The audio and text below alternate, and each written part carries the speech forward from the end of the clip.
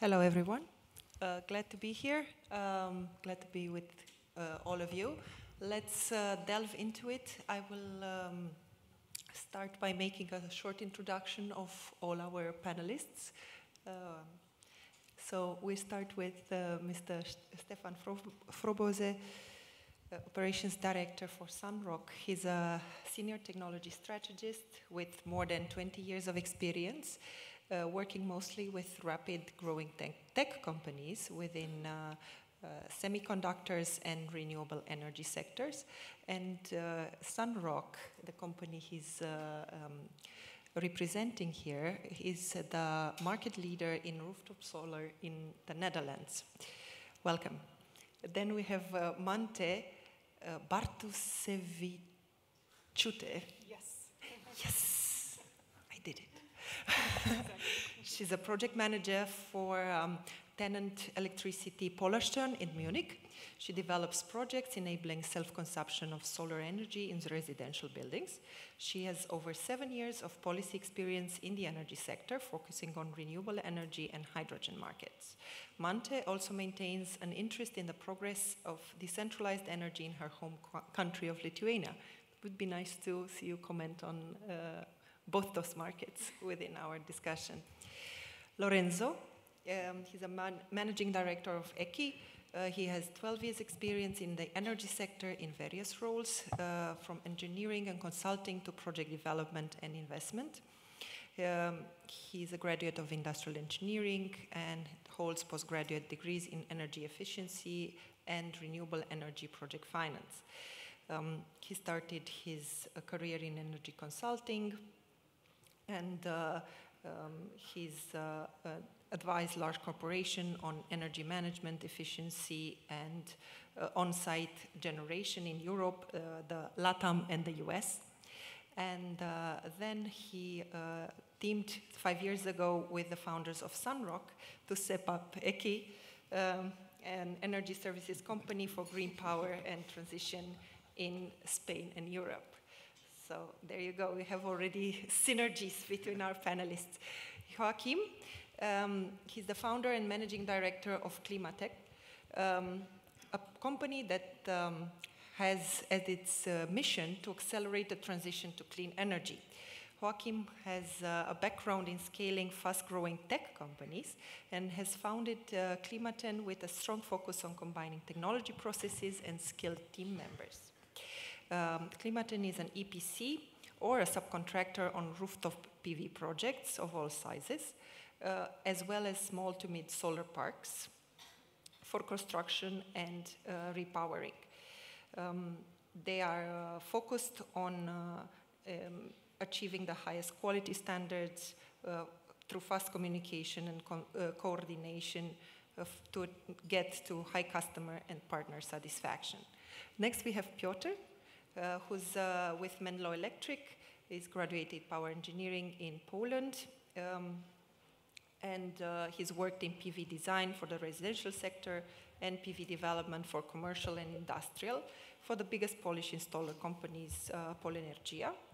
At his current position, he's providing technical support and also doing internal and external trainings. I'm Julia, and here I'm representing Nexus Renewables. My background lies in financial and investment, having worked in international banks for almost 18 years. And more recently, I joined forces with Nexus, which is a full-service EPC and OEM company with 10 years experience in the solar energy market, having developed and delivered over 400 megawatts of PV plants and rooftop projects across 4 different European countries: Ukraine, Italy, Turkey, and Romania. Now, to the speaking points. I would like to first ask you, here, because we have a very diverse panel, from the point of view of the countries and markets you've been working in, I'd like a short answer from all of you. The insights that you have on different European markets in the subsector of rooftop solar project. How big are those markets? and how do they function? So Julia, before I start, Sunrock is a developer and IPP based in the Netherlands, but we are actually active since 2 years also in Germany. And yes, we are market leader in the Netherlands, but after the last auction round, we are also market leader in Germany now. So this comes to your question that, yeah, we are actually active in Netherlands, and Germany and France. So France, we just started, won the first auctions, the first projects in the French auction. In Germany, we developed now over 100 megawatts of rooftop projects. And in the Netherlands, everybody knows the Dutch market is actually slightly, let's say, not down, but it could be better. And we have developed over 500 megawatt in assets in the Netherlands. So yeah, currently the focus from Sunrock is really on the German market. So we are increasing our team here. We see a big opportunity in the German market. Also after the last Solar Package 1, with the ease of multi-tenant applications, which is very important for us. So yeah, focus is on Germany from Sunrock point of view. Yes, I will move on. Polarstern, or in English it would be translated to polar star. Maybe I'll use that word. It's a bit less complicated. We're doing projects for rooftop solar for tenants, multi-resident buildings. And in Germany, of course, everything is regulated, and we have focused on one specific business model called Mieterstrom, tenant electricity. And the energy law, the renewable energy law in Germany has been here in Germany since 2000. And we have seen a steady development of solar panels in Germany. And on the rooftops, as Polar Star, we have been active since 2015-16. And we have now up to 1 megawatt solar capacity in total in Germany. And we have around 300 projects. So just saying these numbers, there is a big market and there's a lot of potential for solar developments on the rooftops. And just maybe one thing to add, we see the statistics. Most of the people actually live not in their private houses but in residential buildings, and in the future more and more people will come to the cities, and we actually don't have so much land that is available for solar on land, and we need to use the buildings that we have. So we see a huge potential, and as you said, Solar Package 1 is a great introduction, and we are now expanding also to commercial buildings. This is also really important for just the social acceptance of the whole energy transition. And yeah, I believe that we have a lot to do. But we're getting there. Yeah, as Julia said, I'm working for EKI. EKI is an energy company delivering green power and energy transition solutions to large corporations across Europe. We've got offices in Amsterdam and Madrid, and we've been specializing in behind-the-meter solar projects, so on-site PPA solutions. We've developed and invested in both ground-mounted and rooftop-mounted solutions, which help our customers reduce energy costs and CO2 emissions. We have a similar background as Sunrock. The company was founded by the same founders. Since 2 years ago, I think we are not anymore brothers, but we are competitors. But I think we follow a different angle than Sunrock, and Sunrock is very much focused on subsidy-driven markets and focused on rooftops. We are more a company specialized in subsidy-free markets, where we basically develop projects nearby consumers, and we basically supply green power via on-site PPAs. that can be both on roofs and grounds. We've made good progress in the Spanish market. We are now the market leaders with more than 25 megawatts on-site PPAs that we signed last year. And we are on our way to reach 50 megawatts this year. And those are market leader numbers in the Spanish market. And since we work for large corporations which have multiple sites across Europe, we're traveling along our customers to develop projects in various European markets. So we are now have developments in Polish market, Italian, and UK. We're also looking at France and Germany, but from a different perspective, not subsidy-driven projects, but subsidy-free. What we see is that certain markets have very high potential. For us, a market with potential is a market where either the wholesale market price is high or the regulated costs are high, because that allows us to offer a on-site PPA price which is basically competitive for the customer, achieve savings, but also help us to invest in a profitable business case. So we see Poland as a good market because of the high wholesale market price and regulated cost. We also think Italy is a good market, and especially markets where the permitting process is simplified, like for example the Spanish one or the Italian one, where you don't need building permit nor environmental permit to build on the roof, so that permitting process is very fast. Those are markets which I think are good for developing solar, and I think we will elaborate in the next few questions.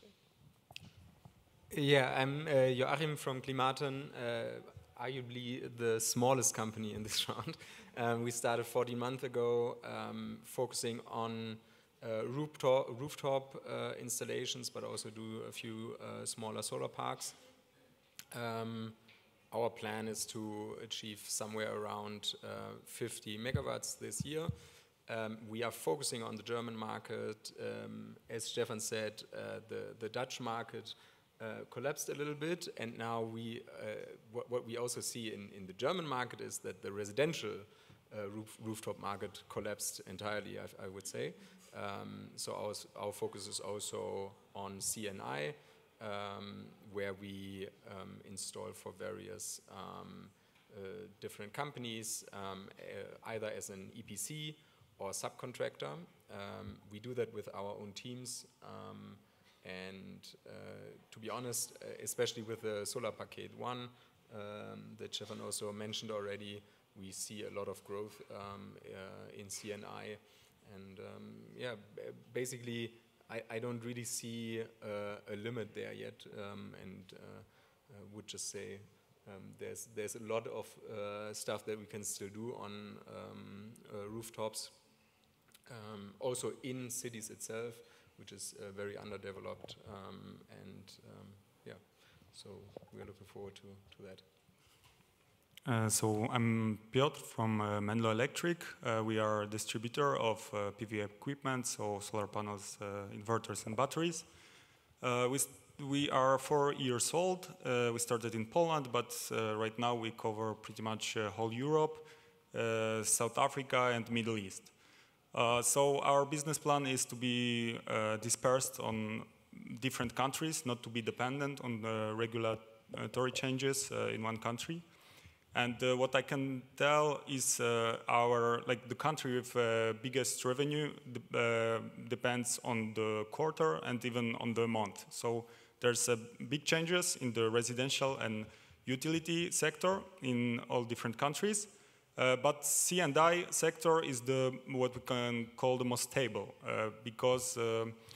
mostly because of the high self-consumption in this sector, and not dependence on the energy price and subsidies like in residential, or of the auctions and like in utility scale. So from pretty much in all the countries that we distribute, we can see that CNI is the most stable, and I think it will continue the stable growth in the future. Well, thank you very much for all your contributions. I think it was quite an overview of at least parts of the European market. I think we've covered quite a lot of the geography. I will add just 2 points because we have Turkish roots. I will add on the market in Turkey, which is quite interesting as well.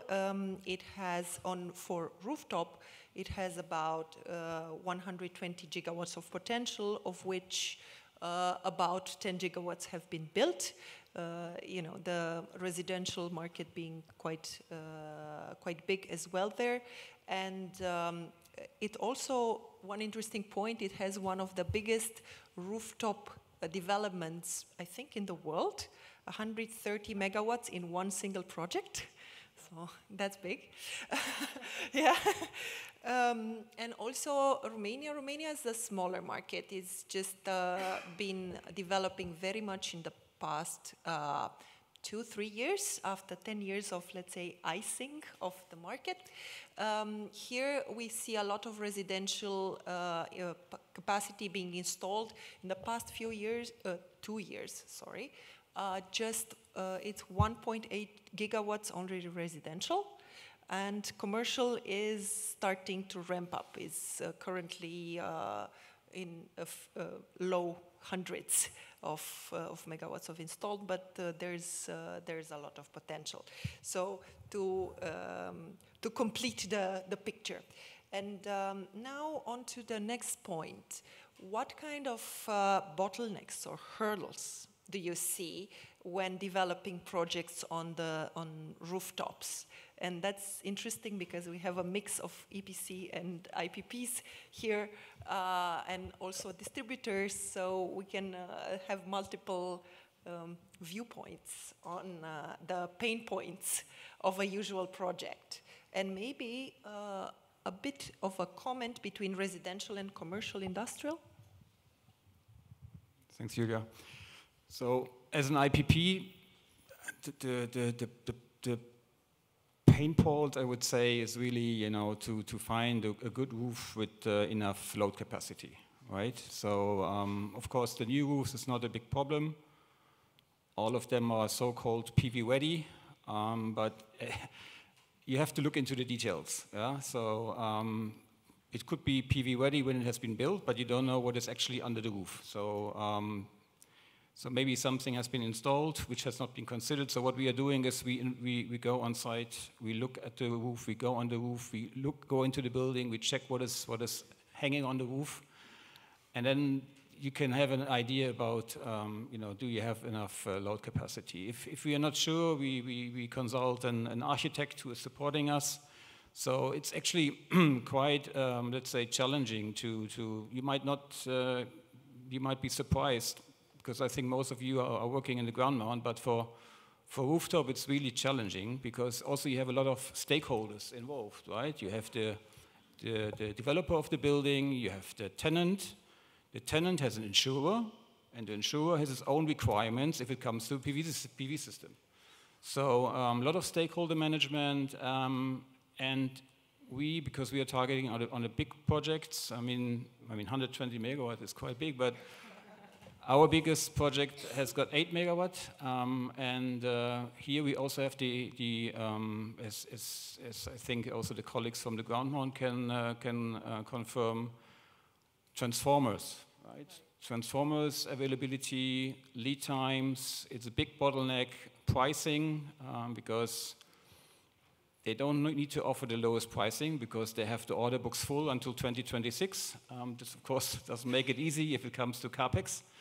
But this is the most of the challenges actually I see. And of course, we discussed this already in the last panel, the utilities, right? So waiting for the grid approval, actually they by law need to answer within 6 weeks. I think the record in our project is 1.5 years.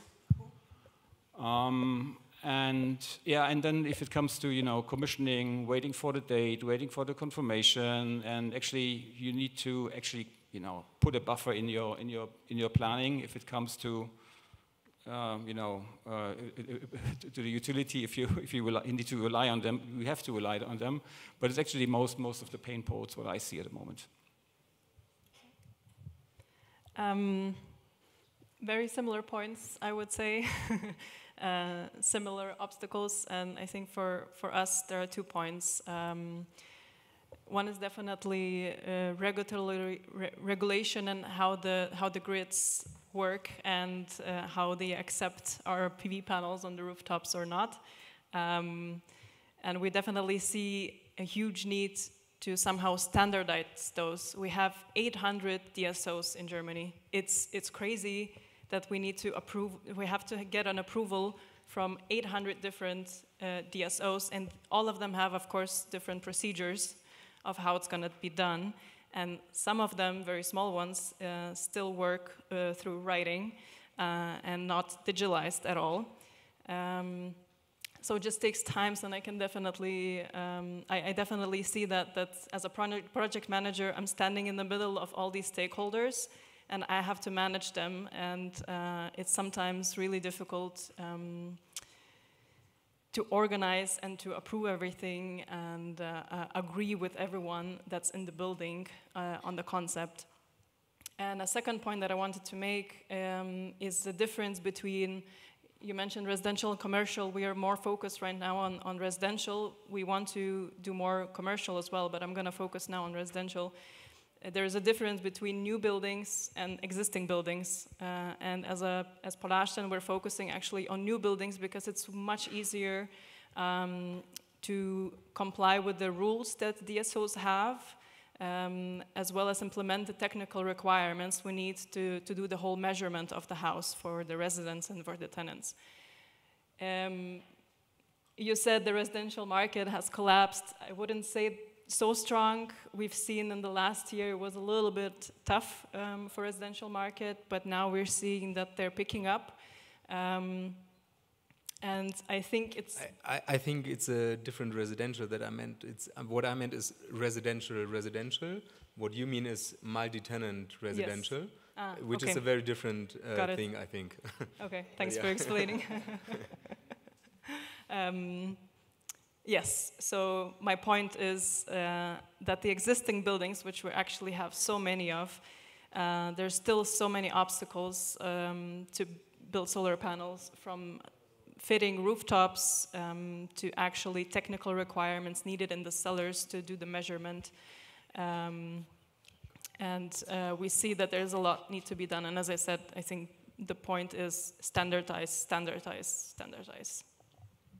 Maybe if I can add to these 2 points, because we see exactly the same, but I only see it as a lack of skilled labor. We can solve the transformer issues with more skilled labor. We can solve the problem that rooftops are not ready, PV ready, with skilled labor, but we don't have enough skilled labor. We really have a hard time finding enough people that are motivated and skilled to do the job. We need more roofers. We need more electricians that are able and capable to operate at that grid level. So that is the biggest issue that I see. Obviously, we have these problems, but we can solve them if we had more people. And quite honestly, that's a big problem that we have probably all over Europe, but especially in Germany. We don't have a good strategy to get skilled labor also from outside of Germany into Germany to solve that problem. Yeah. It's a very big topic for us. Yeah. Sorry. I share similar obstacles. I think the most painful one for us is the stakeholder management. That's the one which gives us more nightmares, because in the end everyone wants to do solar. The property owner wants to do solar. The tenant wants to do solar. But they don't really put the effort so that we are able to do the work. We do basically the development from A to Z, but of course we need the input of the tenants in terms of information, in terms of signing the contracts. And I think one of the big challenges for us is to push those stakeholders to make these, to sign these agreements and make the project ready to build and ready to invest. And on top of the ones that the other speakers have already shared, from the subsidy-free perspective of EKI, we do face another obstacle, which is the commercialization strategy. So how to commercialize the power that we generate, because in the Spanish market, in the Italian market, the Polish market, there's no subsidy for feeding the electricity to the grid. So basically, we need to look into, what offtake strategies are possible. For a logistic warehouse, this is especially challenging because normally the tenant doesn't consume much energy, so you have much more roof, much more capacity and production because of the roof space than demand in the building.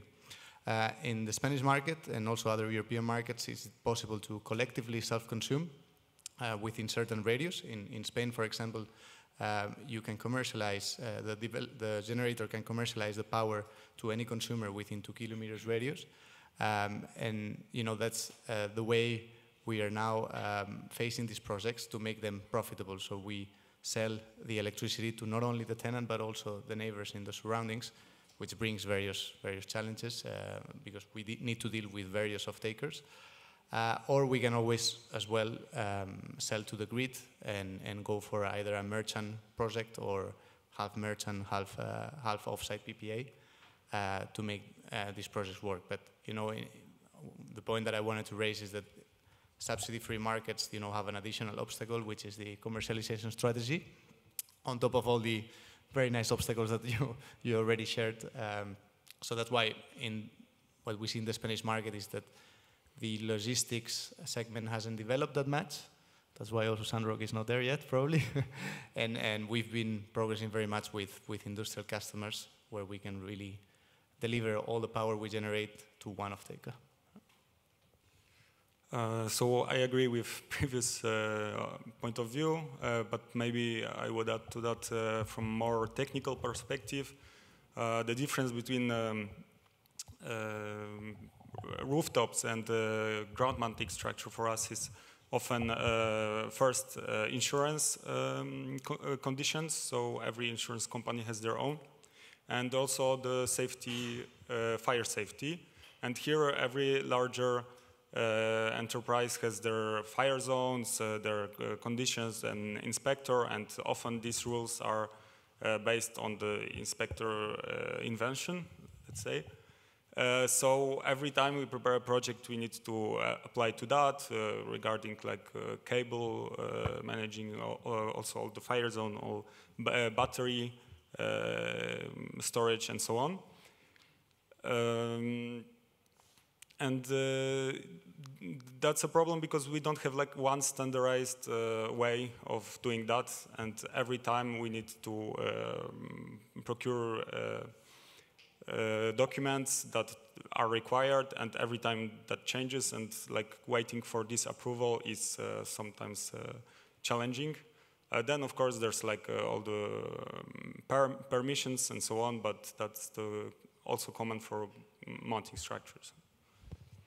Because you mentioned the permits, I want to ask also, and I'm looking at the IPPs in the panel especially, the differences in terms of permitting for various European countries. We know that it's quite, it varies quite a lot between geographies.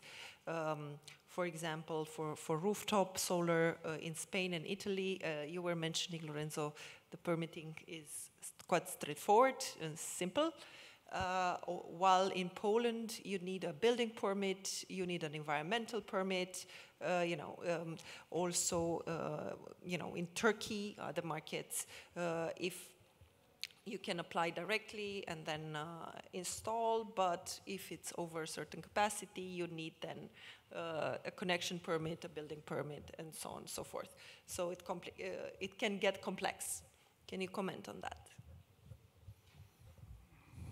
Yeah, absolutely. Although it's straightforward, yes, sounds easy, but it is complex because you know, of course, in Germany, depends on the Bundesland. You need sometimes building permits for the PV system. But we as an IPP, developing big projects, we always need a transformer station. Let's say 90% of the projects we are doing, we need an additional transformer station, and for these you need a building permit. And this of course makes it not easy because it takes time. Again, yeah. So you have to put a buffer in your planning. You have to, you know, expect the development time for a rooftop project of up to 1.5 years. It's insane, but it's really the case, especially for the bigger projects. And what you also need is a lot of approvals. Right? Okay, you have to, you know, integrate the solar system into the lightning protection. You need to have the approval from the firefighting. So permitting, it is straightforward, yes, but takes time and complex. Yeah, to be honest, I think we always, normally we always complain about obstacles, you know, and challenges, and it's so tough, development is so tough, and so on.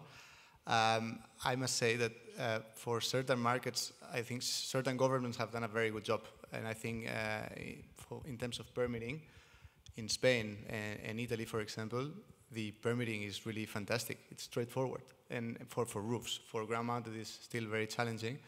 And I think that's a great achievement because, you know, bureaucracy, it's always a hassle and it's always a big problem when developing projects. And our experience with developing projects in Italy and Spain, for example, is that we obtain the necessary permits to build a project in a very short time frame and with limited effort. In Spain, you don't need a building permit, you don't need an environmental permit, so it's just basically a communication. You submit the executive project, the technical project, to the municipality, and 2 weeks later, you can start construction. And I think that's fantastic. This has been such regulation or such simplification was implemented in 2020, and since then the market in Spain has grown very fast at 2 gigawatt installed capacity per year. So I think it's a great achievement for me. The next step is the grid permit, right? Because right now it's very easy to build a project which is 100% self-consumption and without surpluses, without feeding to the grid. But you know, accessing the grid in Italy, in Spain, it's very challenging because the substations are already congested. But what we all know is that generating electricity close by the consumption is the most efficient for the energy system, so these kind of projects should be incentivized. Even the collective self-consumption projects where we use the grid to collectively self-consume the electricity within certain radius.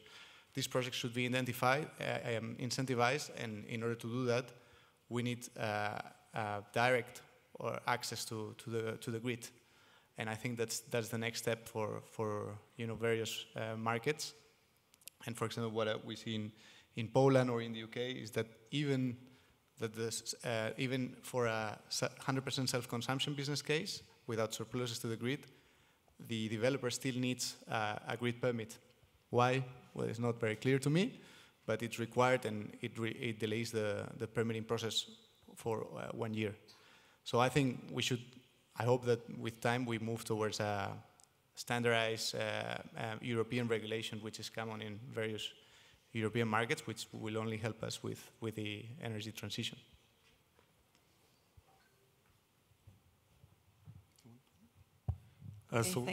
Yeah, maybe because I'm glad it works well in Italy. Unfortunately, in Poland, it's not that great. So we need, like you said, building permit, and that's depending on the development plans of the particular region. If something is there, it's really hard to change that. You wait around, I think, 100 days for that permit. Then you have the building permit, the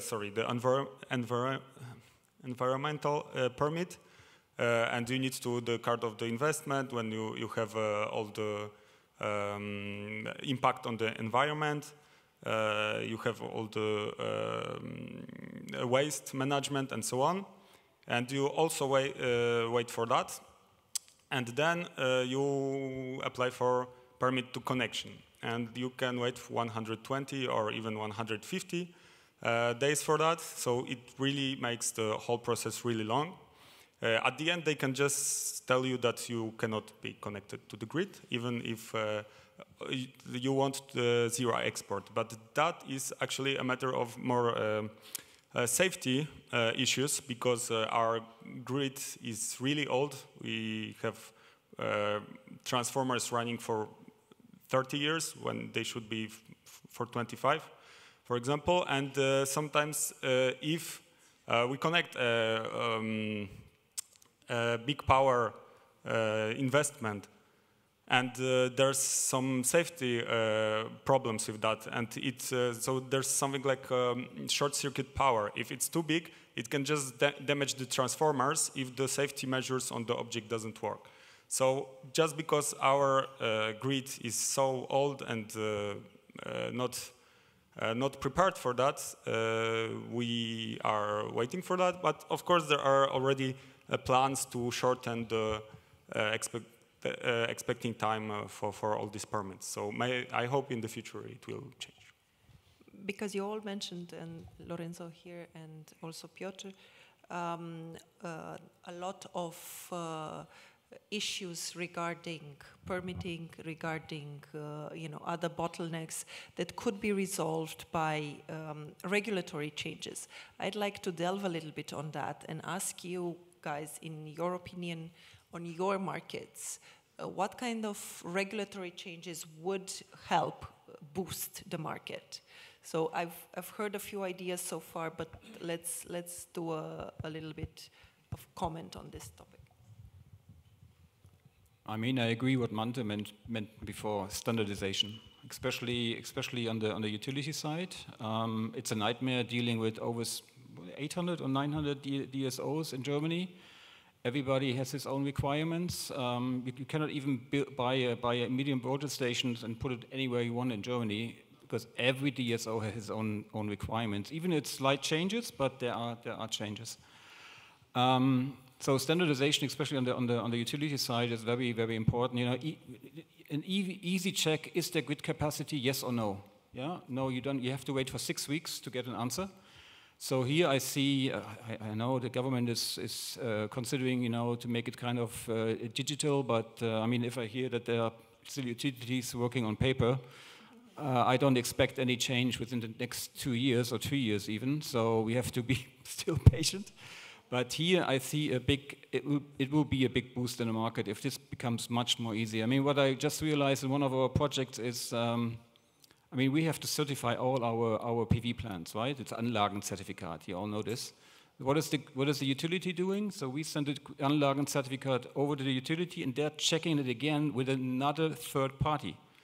I mean, this is insane. So this means this entire Anlagenzertifikat system in Germany doesn't make any sense if the utility is checking again. And of course, it takes time. So here I see a big need for our market to get this much more easier and quicker.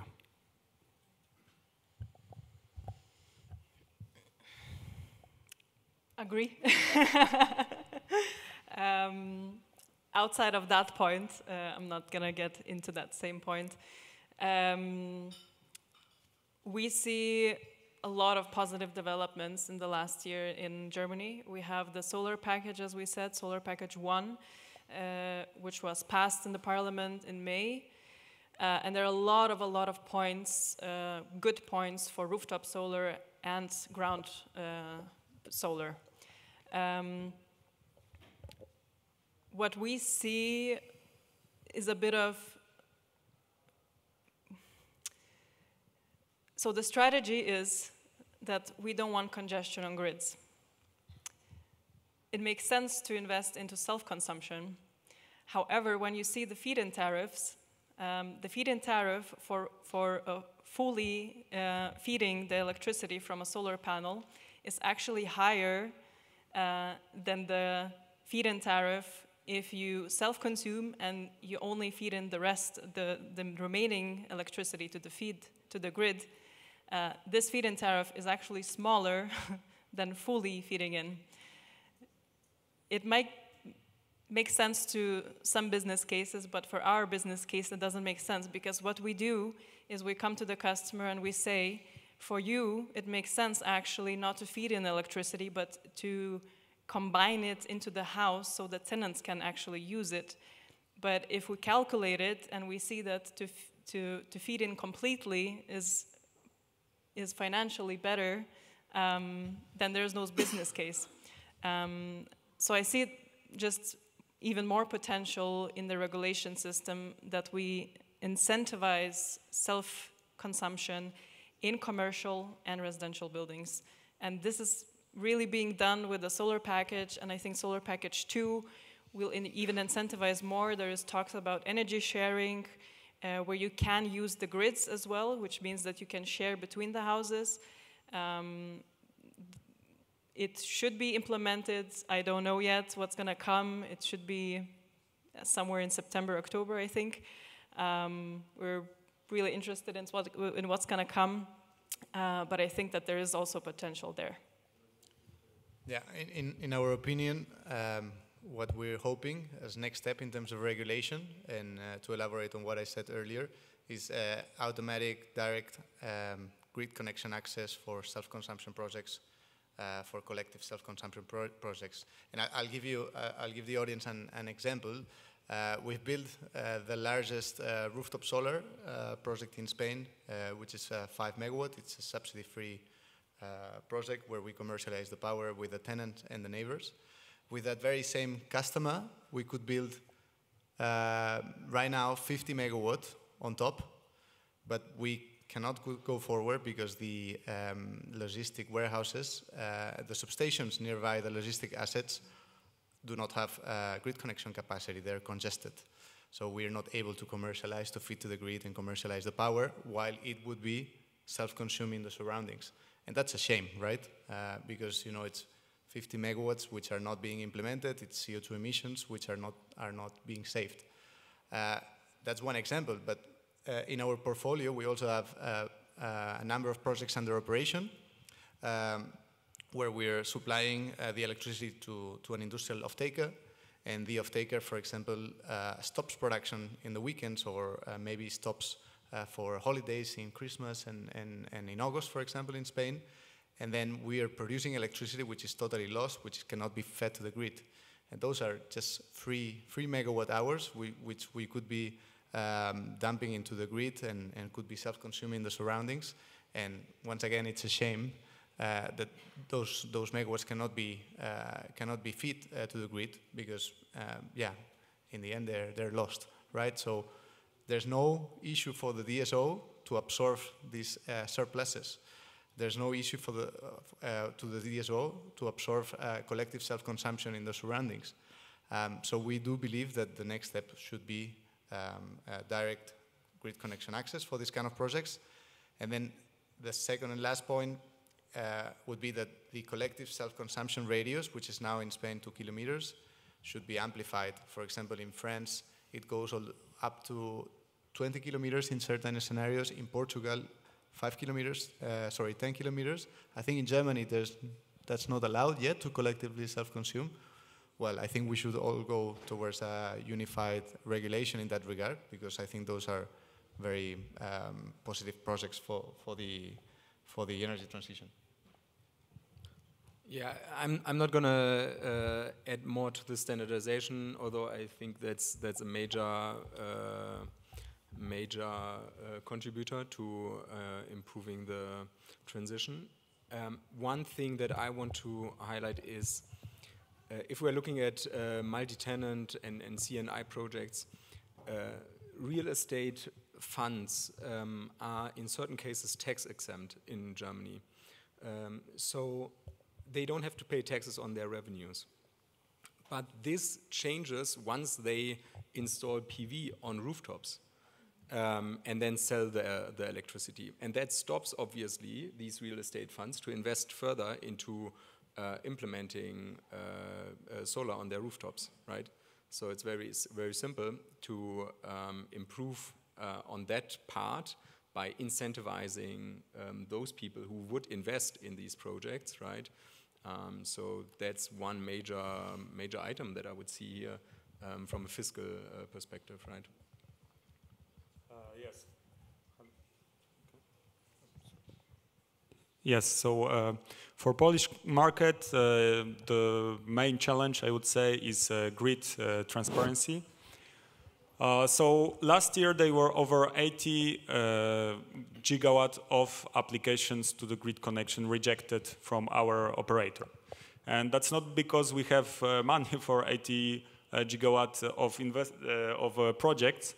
It's just because the only way to find out the capacity of the grid in a specific place is to apply for grid connection, and then you wait for the answer. The answer can be yes or no, and if it's no, it can be two reasons. First is technical, so there's no possibility to connect whatsoever.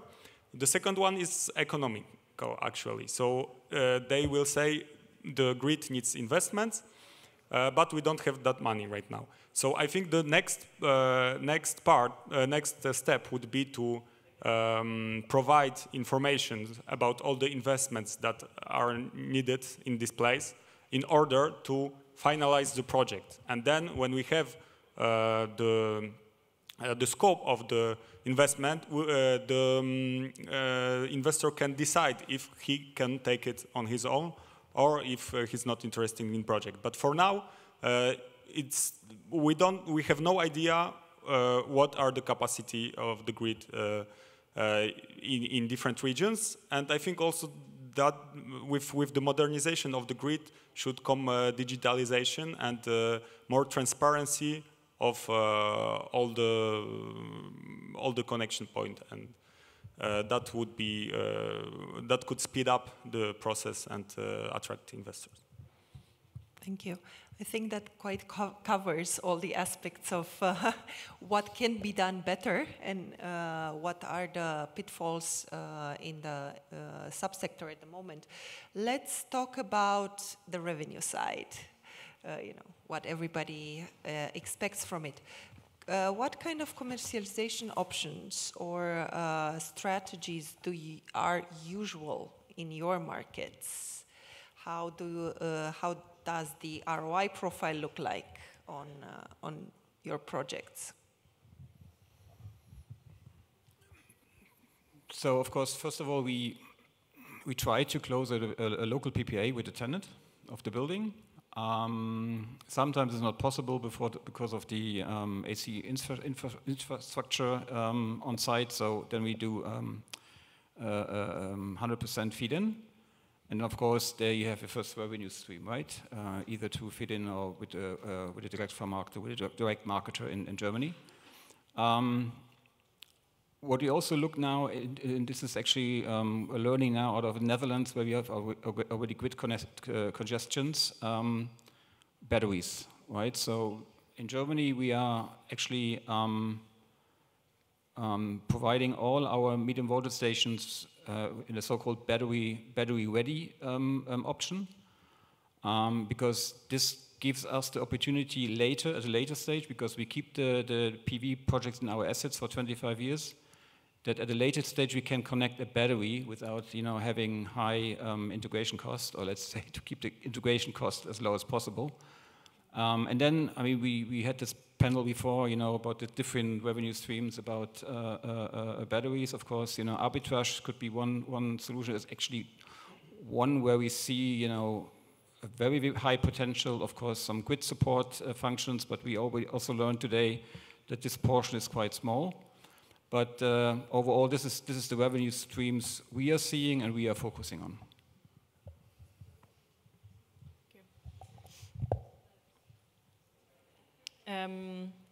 I already said a little bit about the self-consumption residential buildings, so that's our business case.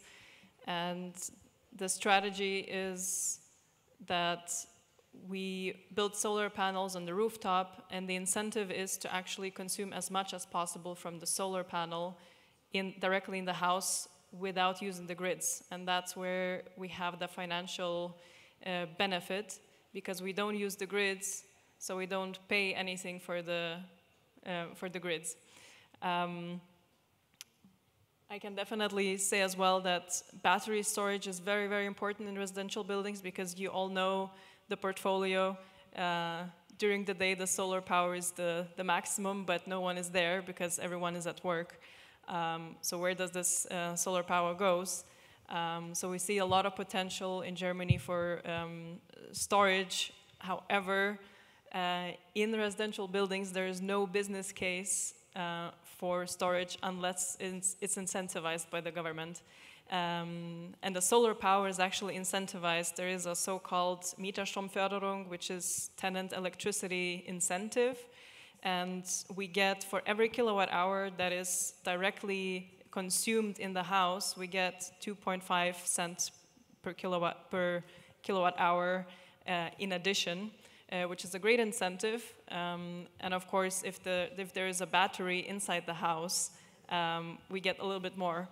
However, the batteries are really expensive right now, and we see that since 2022, I think, when the government disabled the subsidies for battery storages in Germany for residential buildings, we see that no one actually wants to invest in it. So there is quite a big gap in there, I think, in the residential buildings. But maybe one more point, with the solar package, I already said that this Mieterstromförderung, the tenant electricity, has become also available for commercial buildings with multiple tenants. So this is also has become a business case since May, and we're also trying to invest in this. Yeah, for the subsidy-free markets, yeah, we see two kind of situations. The first for industrial roofs, where the commercialization strategy is pretty straightforward, in the sense that we basically structure an on-site PPA, where we agree on the volume that the occupant of the industrial building will self-consume, and we also agree on the price. So it's pretty simple. And then for logistic roofs, then it's what we discussed earlier. It's more complex because the tenant doesn't have too much demand. So then you need to look into alternatives. It's always required to have a grid connection, because basically it's a self-consumption with the tenant plus surpluses. And then if the grid permit is granted, then there are two possibilities.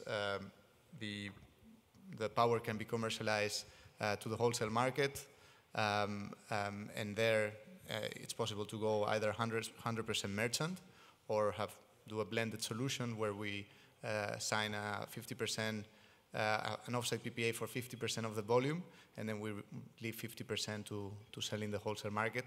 Normally we want to structure an offsite PPA because that allows us to finance the project in more competitive terms. However, the next step, as I mentioned earlier, is collective self-consumption, where we, instead of selling to the wholesale market, we sell to the neighbors at a higher price because of the regulated cost, and that's the most interesting commercialization strategy, equity IRR-wise. But yeah, it's kind of complex to commercialize the power to various off-takers in the surroundings. So right now we're running some pilots. We have our first 1 megawatt project, which is under operation, where we're following this model, and basically lots of learnings, you know. And I think the next one we're gonna do better. But it's definitely the path to go, because the returns are very, very attractive. But yeah, it's not always easy to, you know, get all the customers up and running. I'm not quite sure which commercialization strategy we are talking about, but like from a market perspective, obviously, investors, landlords selling to their tenants, most interesting business case in my opinion. And in terms of like all these additional streams like peak shaving, etc., I think at this point it's not that big as far as I can see. But yeah, like straightforward, getting more landlords to install and sell the electricity, making that more simple, that needs to be the strategy. Okay, so very quickly, as the last question, to build on my previous question, what time frame for recovering the capex costs? What's the time frame for? What do you see? In the markets that I know in Turkey and Romania, we see, for example, for industrial rooftops, somewhere around 3 years investment recovery time. Residential is more like 10 or so, and land 7 to 8 years. But that's that includes storage, usually. What's in your markets? Well, we as an IPP, we don't look at these numbers. We look more on our IRRs. But I would guess somewhere between residential and commercial. So I would 5-6 years. My bet. I don't know. Short answer as well. I would say I'm also focusing on residential. I would say also something between 5 and 8 years. There are projects with 10 years, but it's less. 5 to 8 years, that would be my bet as well. And maybe for collective self-consumption, we would go down to 3 years if you make it work, which is not easy, but worth the effort. Pure solar is the same 6 to 8 years, but sometimes if we have to get the roof ready, etc., that is obviously a totally different topic. Yeah. Yeah, so I did recently a calculation about like in residential sector with battery, because we have a different billing system now based on energy price on the hour, and with subsidies on the battery it would be around 8 years for residential. Okay, thank you very much for the valuable insights you all offered, we will end this panel here. And we will. It will be nice to. It was nice to learn all that from your side. So, yeah, let's hope more standardization comes to to the market and easier permitting, and then solar will rooftop solar will be a subsector with a lot of growth in the future. So thank you very much to all of you. Thank you.